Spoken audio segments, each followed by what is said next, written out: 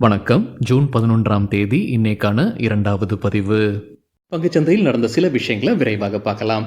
முக்கியமான தகவல், நான் செபி ரெஜிஸ்டர்ட் அட்வைசர் கிடையாது. நம்ம சேனல்ல இருந்து எப்போதுமே ஸ்டாக் ரெக்கமெண்டேஷன்ஸ் கிடையாது. யூடியூப் சேனல் மட்டும் இல்லைங்க, மற்ற சோஷியல் மீடியா பிளாட்ஃபார்மான இன்ஸ்டாகிராம், வாட்ஸ்அப், டெலிகிராம்ல இருந்து கூட நாம ஸ்டாக் ரெக்கமெண்டேஷன்ஸ் வழங்குவதில்லை. மேலும் பணத்தை வாங்கிட்டு எந்த சேவையும் வழங்குவது இல்லை.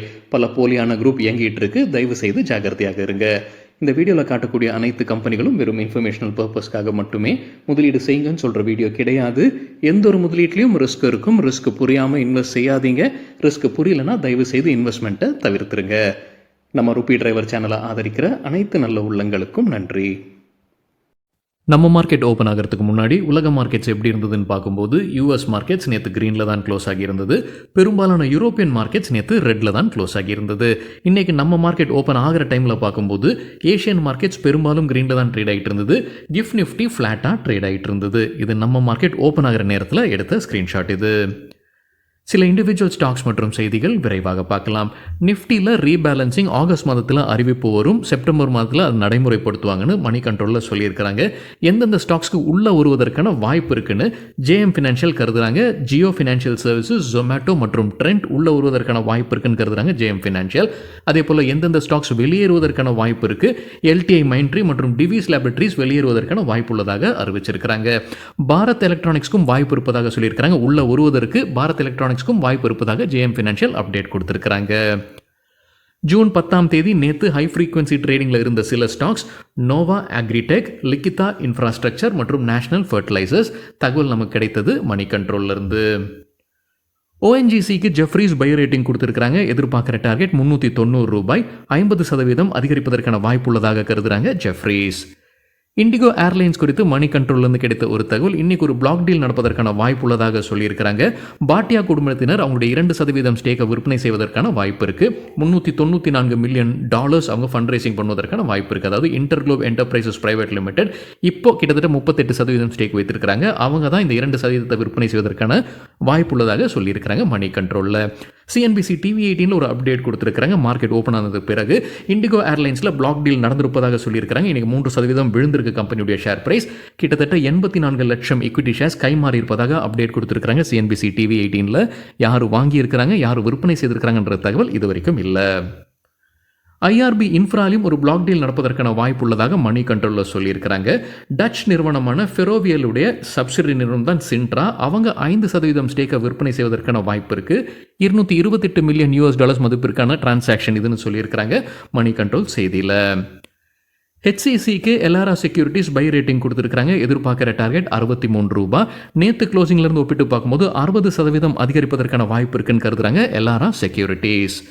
டிரான்ஸ்ஃபார்மர்ஸ் அண்ட் ரெக்டிஃபயர்ஸ் தற்போது அப்டேட் இருக்கு. ஃபண்ட் ரைசிங்கோட அப்டேட். குவாலிஃபைட் இன்ஸ்டிடியூஷனல் பிளேஸ்மெண்ட் வழியாக ஃபண்ட் ரைசிங் பண்ணுறாங்க. அதற்கான ஃப்ளோர் ப்ரைஸர் நிர்ணயித்திருக்கிறாங்க. கிட்டத்தட்ட ஒரு ஷேருக்கு ₹700.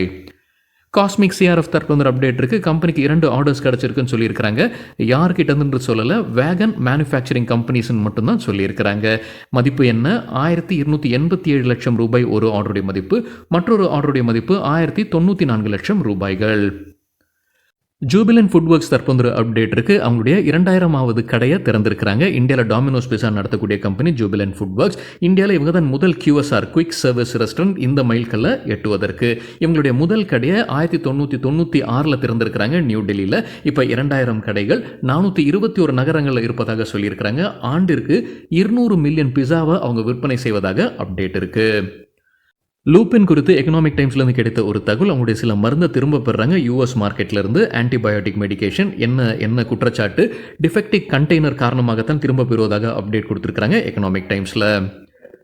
ஃபெடரல் பேங்குக்கு நொமுரா பை ரேட்டிங் கொடுத்துருக்காங்க. எதிர்பார்க்குற டார்கெட் ₹195. நேற்று க்ளோசிங்லேருந்து 18% அதிகரிப்பதற்கான வாய்ப்பு இருக்கு.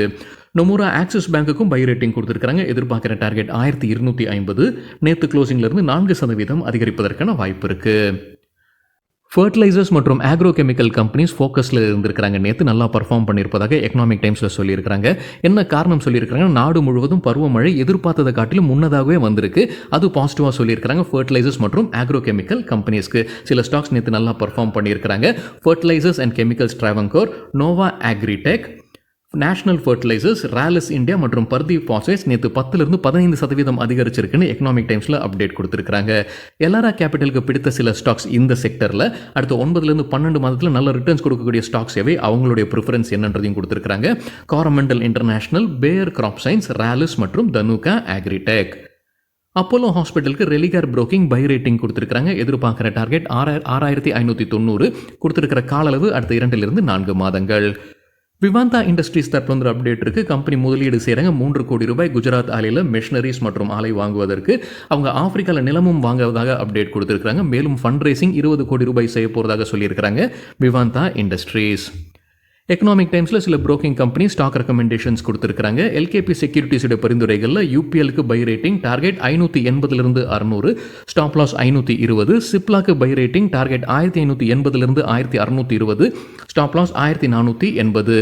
பெட்ரோநெட் எல்என்ஜிக்கு பை ரேட்டிங் டார்கெட் 320லிருந்து 340, ஸ்டாப் லாஸ் 280.